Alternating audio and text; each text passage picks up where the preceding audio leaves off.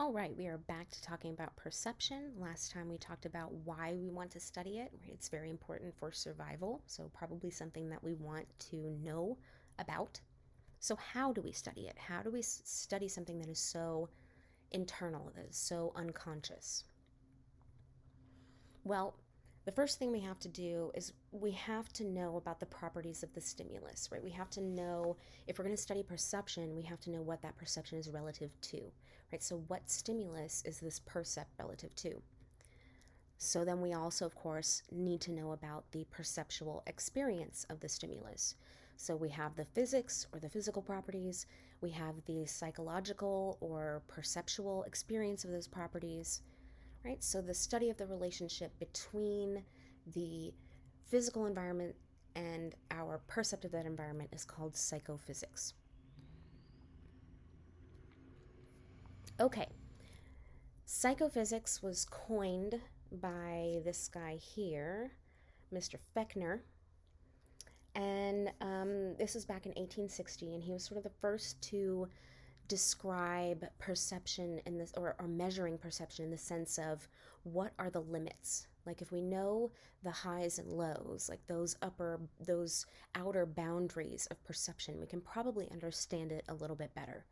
And you've probably all been in a psychophysics experiment because this concept has become such a part of how we understand perception, right? And when I say you've all been in a psychophysical experiment, if you've ever had a hearing test, okay, if you've ever had a seeing test when you go to the eye doctor, you have to raise your hand when you see a spot of light, or maybe you press a button when you hear a tone.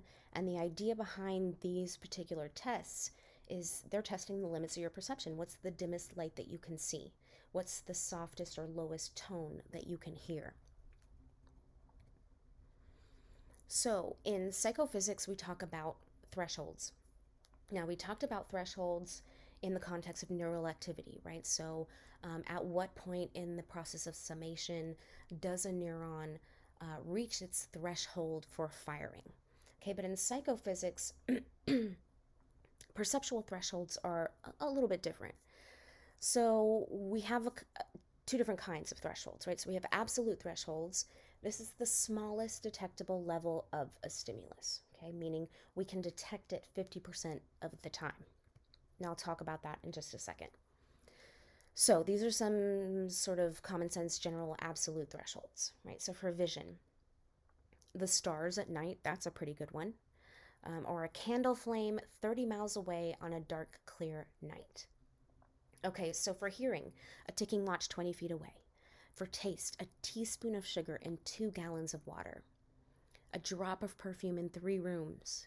The wing of a fly falling on your cheek from a height of 3 inches. That's kind of gross. Don't think about insect wings falling on your cheek, but still, like, wow, that's a really light touch, right? So, um, when we say what's the smallest level of stimulus you can detect, right? We used to think that stimulus thresholds were kind of these sharp step functions, right? So anything dimmer than X amount of light you don't see, and once it hits X, you see it. But that's not actually the way that perception works, okay? So we know that things aren't binary when it comes to the mind. We've already talked about that in the context of neurology, right, and functional neuroanatomy. So, in practice, what happens perceptually, we see a gradual increase. And the gradual increase that we sort of see is the probability of detection. Okay, so, right, as the stimulus intensity increases, the probability that you detect it also increases. Okay, so this is not a 1-0 step function. It means that as this light gets brighter, right about here, that's where you are going to detect that light 50% of the time, right? And so when you get to 50-50, you're right about at chance, right? So you want to be right above that level, and then you know that you are significantly accurate at detecting that particular stimulus, right? Okay. So now let's talk about difference thresholds. Okay, with I'm getting notifications all kinds of everywhere. Sorry about that, guys. So with difference thresholds, what we're looking at are minimum changes in a stimulus that can be detected. Okay, so when you have your hand under running water, what's the minimal amount of temperature change that needs to happen for you to notice that that water got warmer? Okay, now we call this the JND, okay, the just noticeable difference. This is not a stable number, okay, and it very much depends on the intensity of the stimulus. Let me explain. So if you were holding a 5-pound weight and I added 5 pounds to it, would you notice that it got heavier?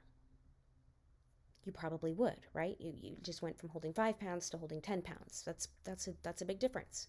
Now let me ask you, if you were holding, theoretically speaking, unless you're like the strongest person in the world ever, if you were holding 1,000-pound weight and I added 5 pounds, are you going to notice the difference? Probably not. Now it's the same amount of weight difference that I just gave you when you were holding 5 pounds, so why can't you tell the difference now? So our man Fechner applied what we call Weber's law and found that the JND for a stimulus category is a constant proportion. Okay, so let me explain that. So for instance, for weight, it's 2 to 3%. Okay, so it doesn't matter how much weight you are holding. It is going to take 2%, 2 to 3% of whatever weight you're holding for you to notice a change in that weight. Okay, so for our 1,000-pound stimulus, I would have to add at least 20 pounds to that for you to notice that it got any heavier.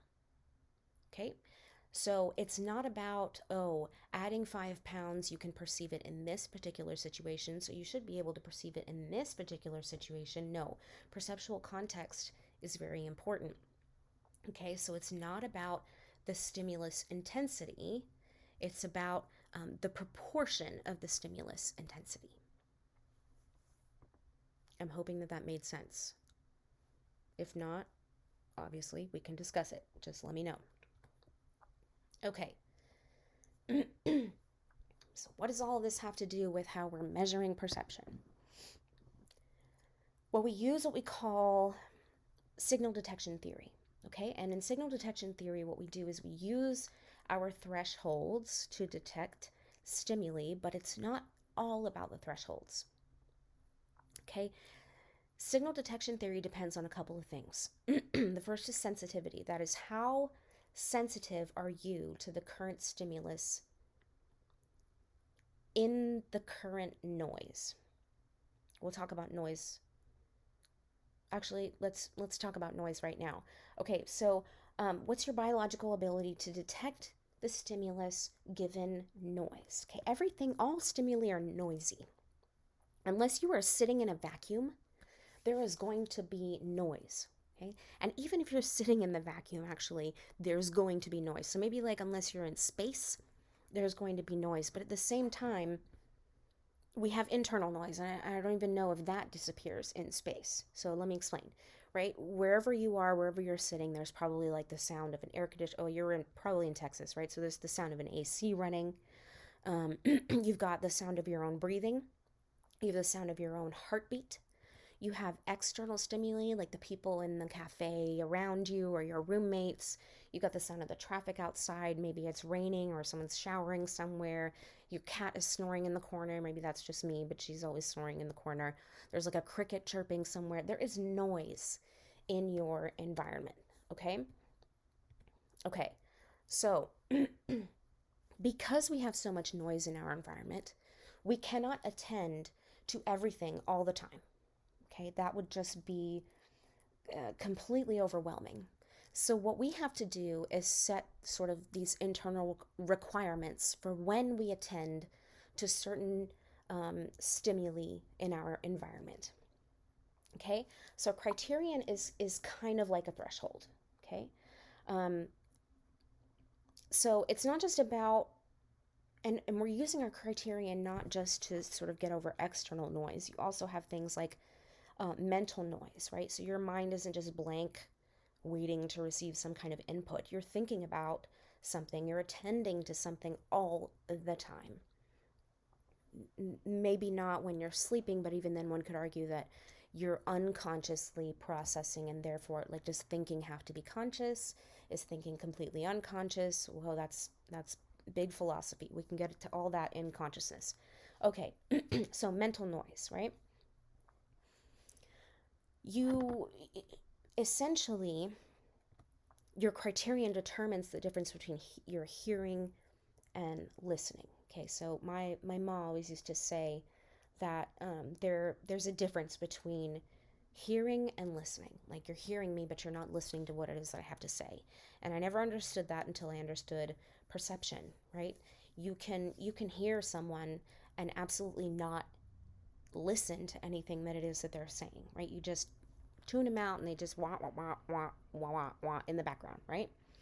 Um, so you can do things like kind of like an auditory double take, right? You don't necessarily somebody will say something to you, and you hear them, but you're not listening, and you're like, mm-hmm, and then you process it and you're like, wait, what did you just say? Did you really just say that? So there's again, the distinct difference between the sensation and the percept of the sensation. We see that evident in the cocktail party effect. Okay, so you're in a room full of people, they're talking, you're in a conversation with somebody else, right? And suddenly somebody in another group of people, like across the room, says your name. And suddenly you're like, whoa, you're just attention, zoomed in over there. Why are they talking about me? So that particular input, it met your criterion. Okay, your criterion is probably something like when it becomes personally relevant, and when it becomes relevant to my safety, like, if noises indicate some kind of danger, right, then I'm going to attend to them. Otherwise, I'm having this conversation over here, right? Those are your criterion in that moment.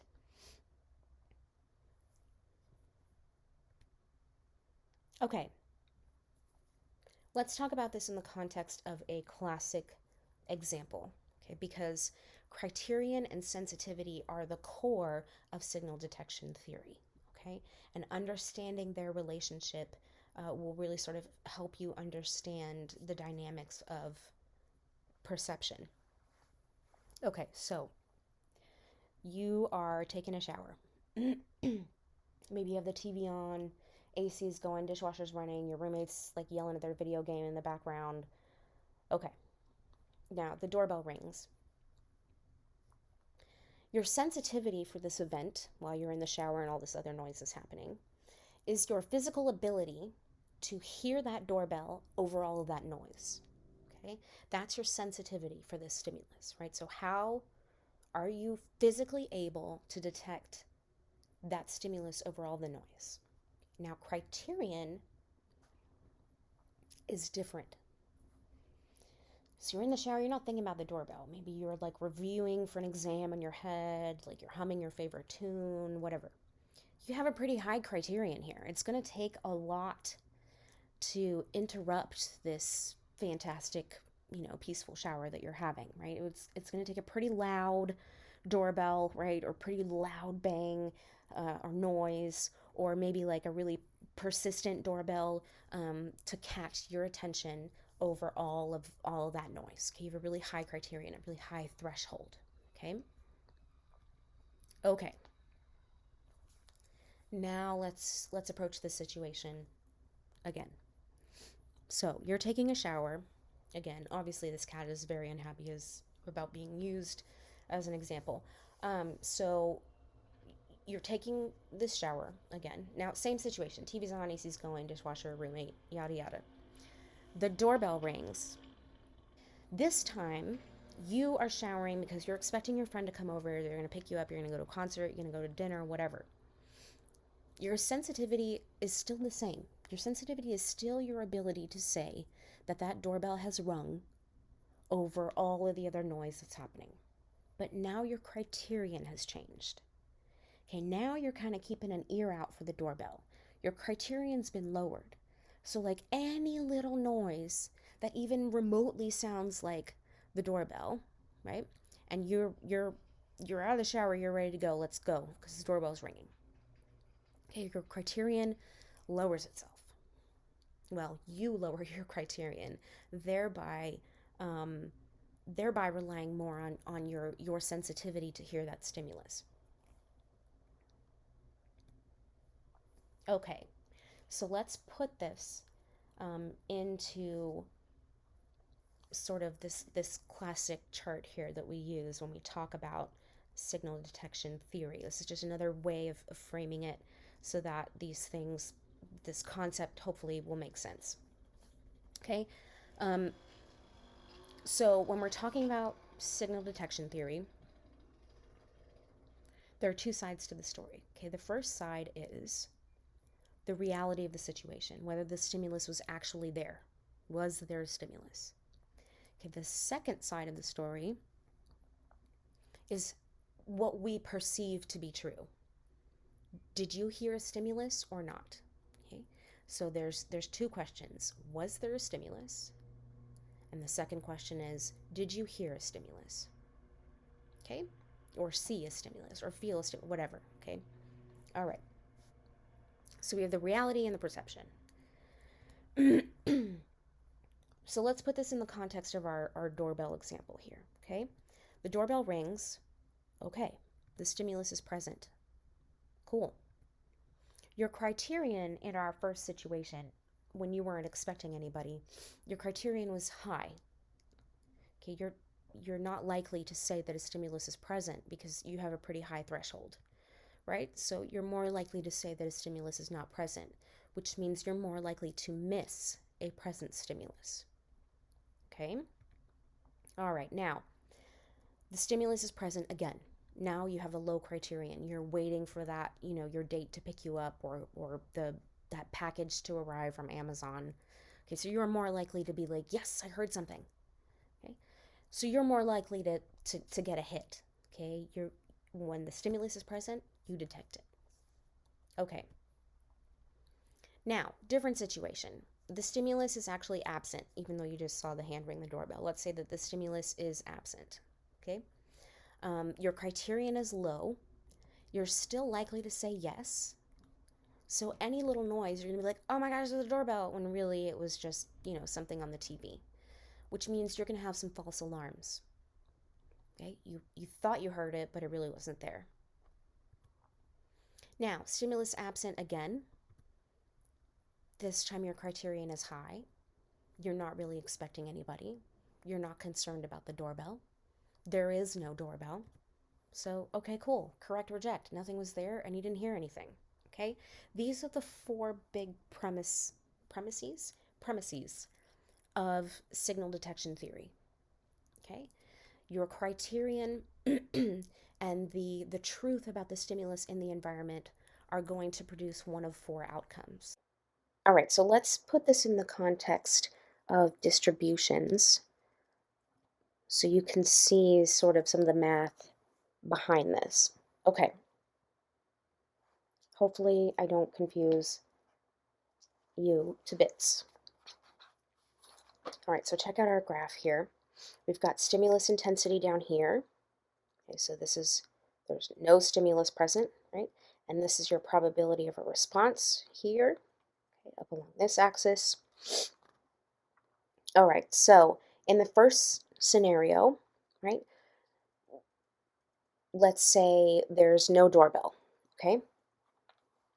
All right, so when there's no doorbell, you're going to get a distribution that looks something like this. Okay, so let's say you're in the shower and I'm not ringing the doorbell, but I'm asking you repeatedly, did you hear a doorbell? Did you hear a doorbell? Did you hear a doorbell? Did you hear a doorbell? Okay, and I get a bunch of responses from you. And then I plot these responses. Okay, so I say that when there's no doorbell, you are most likely to say that there is no doorbell. Okay, yeah, you are kind of likely to say that there was a doorbell at this intensity. Okay, you're kind of, well, there's no negative intensity, but for the sake of math, we have to do the distribution normally, right? Okay, so you were somewhat likely to say that there would be a doorbell of this intensity, but on the whole, right, your ability to say that there was no doorbell, given all the noise, okay, was about up here, right? So this distribution represents that ability overall. That's your sensitivity when there's no doorbell. Now, let's look at your sensitivity when there is a doorbell. Same kind of distribution, but now there is a doorbell, and the doorbell, let's say, was about at where that mean would be. Let's say it's like 3. Okay, right? So again, you're most likely to say that there was a doorbell of that intensity when there is a doorbell of that intensity, right? But there's noise. So sometimes you'll say that there was a doorbell of this intensity, and sometimes you'll say that there was a doorbell of a lower intensity, right? Okay, so this is your distribution of responses when I do ring the doorbell and ask you, did you hear it? Did you hear it? Did you hear it? Okay, so that is your sensitivity distribution for a stimulus that's present. Okay, but remember, we're not just talking about sensitivity when it comes to signal detection. We also have to worry about criterion. So how does criterion affect your ability to do this task? To tell me whether or not a doorbell rang when a doorbell did ring, okay? So what is your ability to detect a doorbell that has rung? Okay, well, let's say your criterion, we'll just pick a random spot here. Your criterion is going to be, let's just put it right down the middle. Okay, this is your criterion. Now, I want you to forget about this distribution for a second, and we're just going to focus in on this one. Okay, so when your criterion is set at this level and no doorbell is present, okay, we have to take into account your sensitivity and your criterion. So what we know is that everything above this criterion line here is going to be, yes, there was a stimulus. The doorbell did ring. Everything in this half is going to be the doorbell did not ring.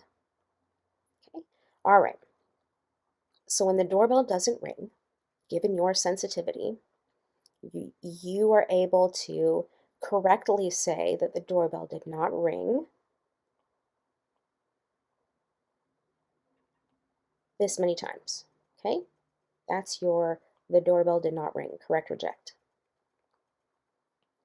Now, you also say that the doorbell did ring this many times when the doorbell in fact did not ring, okay?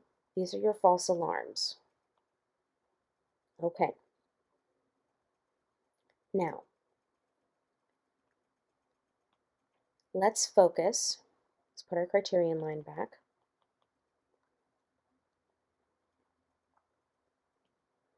And I'm going to keep our false alarms in here. Okay, those are the false alarms, given this criterion when there's no stimulus present. Now, let's focus on this guy. Forget about this guy. Right, criterion is here. Given your sensitivity for hearing a stimulus of this intensity, right, this is your sensitivity distribution. This is you saying that a stimulus did happen. This is you saying that a stimulus didn't happen. That's your criterion. That's your threshold. Okay, so this is the probability, right, that you are correct when the stimulus did happen. Okay, everything on this side of this blue line. Now, well, let's just, everything on this side of the line, right, in this distribution, there was a stimulus, but you said it wasn't there. That's a miss. Okay? All right. Now let's focus on our hits and our false alarms. Okay? These are hits, and these are false alarms. We have to consider both of these, okay? Because this is a task. You are differentiating between whether a doorbell did or did not ring, and there are two possibilities. Either it did or did not ring. Okay, so when you consider this task, you have to consider both potentials in this task. Essentially, what happens is you take your hits, you subtract these false alarms. Okay, you take this is your probability of hits, your probability of false alarms, and what you get is this area here, and this is in fact your sensitivity for doing this particular task. Your ability to differentiate whether or not a doorbell actually rang. Now, what happens when this criterion changes? Okay, what happens when it moves about? So this is a situation we just talked about, right? You've got this many hits, you've got these false alarms. Okay, it's a bit more complicated. You do z-scores for these probabilities, and right, you get an overall sensitivity score. We won't go into the math of all this. Now, what happens if I lower my criterion? I'm going to lower my threshold. I really want to make sure that I hear that doorbell. Okay. Well, yeah, you're going to hear that doorbell. If it rings at all, you are going to hear it. Why? Because your sensitivity distribution for hearing that doorbell is completely on this side of your criterion. Okay? But you're also going to have a lot of false alarms. So you're also going to jump out of the shower when, something on the TV makes a noise that you think is the doorbell. Okay? So you have to subtract all of these potential errors from all of this potential correctness to get at your true perceptual ability for the task. Okay. Okay, so I'm adding a little interlude here because I realized when I was watching the video back to edit it that I didn't explain some pretty key stuff here to clear things up. So, okay, remember we were talking about your criterion, and if you change your criterion position, okay, your hits and your false alarms are going to change, right? But I want you to notice that even though I'm changing your criterion, your sensitivity score, which is this D prime, that's what we call it, D prime, your sensitivity doesn't change. Why? Because these are your sensitivity distributions, remember, right? These are what determine how physically able you are to detect a stimulus when it's there or not. Okay. Now, I want you to watch what happens to the sensitivity score when I change the distribution separation. Okay. Now,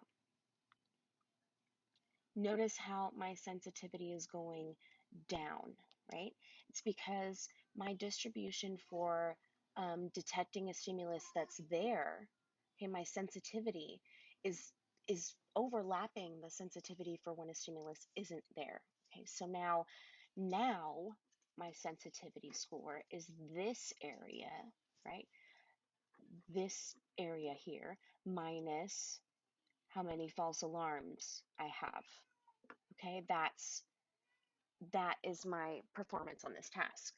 Okay, now if I change, watch what happens if I change my criterion again.